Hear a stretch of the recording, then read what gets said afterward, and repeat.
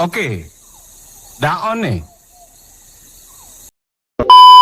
Assalamualaikum warahmatullahi wabarakatuh. Kami dari kelompok 2 akan menjelaskan bagaimana masuknya Islam ke Indonesia. Kelompok kami terdiri dari 6 orang, yaitu saya, Naila Rusna yang bertugas mengedit video. Saya Nur Hafiza Bugis yang menjelaskan teori Gujarat. Saya Indrin Hidayah yang menjelaskan teori Persia. Saya Sasi Pandizara yang menjelaskan teori Mekah. Saya Salsa Bilano yang menjelaskan teori Cina. Saya Nalti Suryani yang bertugas mengambil beberapa poin penting dalam teks masuknya Islam ke Indonesia. So, check it out!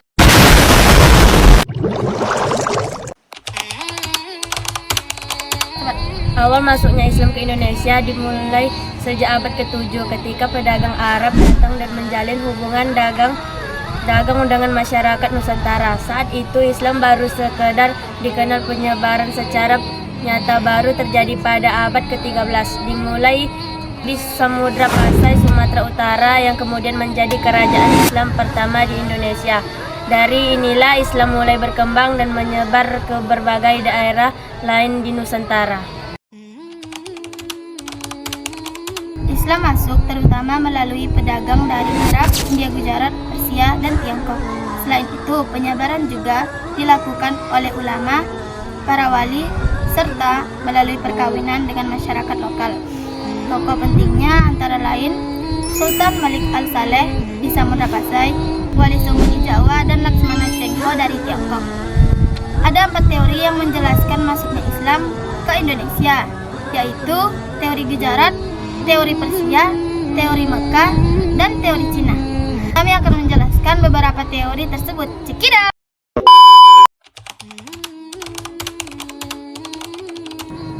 Teori Gujarat. Teori Gujarat menjelaskan bahwa Islam masuk ke Indonesia melalui pedagang Muslim dari Gujarat, India Barat, sekitar abad ke-13. Pada masa itu, Gujarat adalah pusat perdagangan besar yang ramai dikunjungi pedagang-dagang dari berbagai wilayah, termasuk dari Nusantara. Bukti utama teori ini adalah makam Sultan Malik Al-Saleh, Raja pertama Kesultanan Samudra Pasai, yang wafat tahun 1297. Batu nisannya memiliki bentuk dan gaya khas yang sama dengan batu nisan dari Gujarat. Hal ini menunjukkan adanya hubungan erat antara pedagang Gujarat dan masyarakat di Nusantara. Selain perdagangan, Islam juga tersebar melalui hubungan perkawinan dan interaksi sosial antara pedagang Muslim Gujarat dengan penduduk lokal. Karena itulah teori ini dianggap sebagai teori yang paling kuat dan banyak didukung oleh para sejarawan. Teori Persia. Teori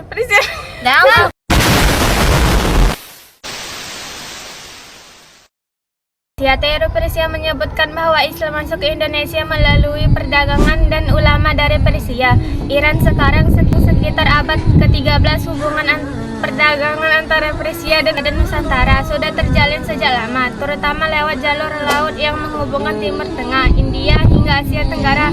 Bukti utama teori ini terlihat dari adanya kemiripan budaya, tradisi, keagamaan. Salah satunya adalah tradisi Tabuik di Sumatera Barat, yaitu peringatan meninggalnya cucu Nabi Muhammad, Hasan dan Husain.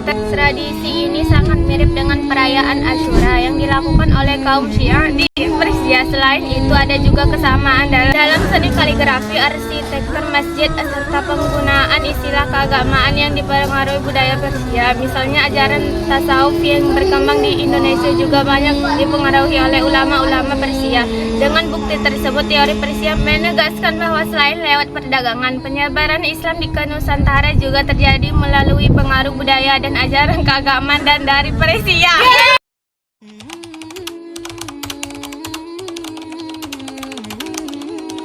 Teori Mekah. Teori Mekah menjelaskan bahwa Islam masuk ke Indonesia langsung dari Arab, khususnya Mekah, sejak abad ke-7 Masehi.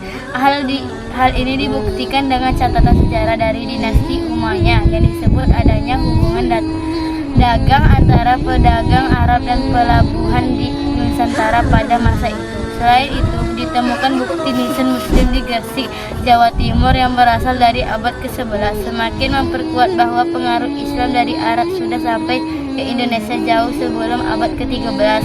Ciri ajaran Islam yang berkembang di Nusantara juga dianggap mirip dengan Islam yang dianut di Mekah, yaitu bermazhab Syafi'i. Kesamaan ini menjadi salah satu dasar kuat teori Makkah. Menurut teori ini, pedagang Arab bukan hanya berdagang, tetapi juga menikah dengan penduduk lokal, sehingga ajaran Islam bisa menyebar secara damai dan perlahan di masyarakat Nusantara.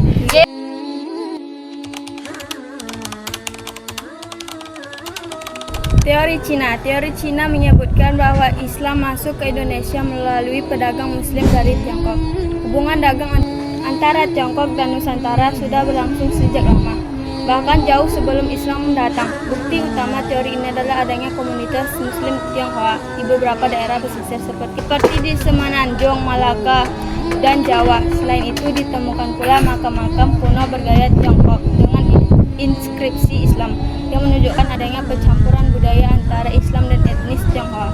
Tokoh penting dalam teori ini adalah Laksamana Cheng Ho, seorang Muslim asal Tiongkok yang memimpin ekspedisi laut besar ke berbagai wilayah Asia, termasuk Nusantara pada abad ke-15. Kehadiran Cheng Ho dan rombongannya ikut memperkuat pengaruh Islam, terutama di wilayah pesisir Jawa.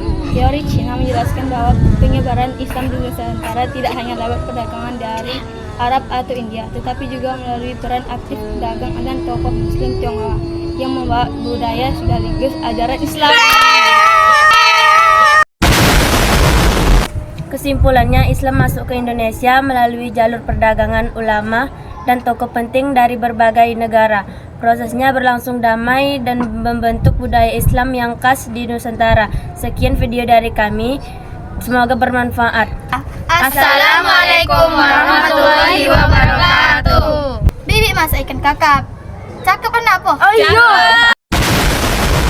Bibi masak ikan kakap. Cakep. Ayah dan kakek masak jagung rebus. Cakep. Wahai guruku yang baik dan cakep, berikanlah kami nilai 100. Terima kasih.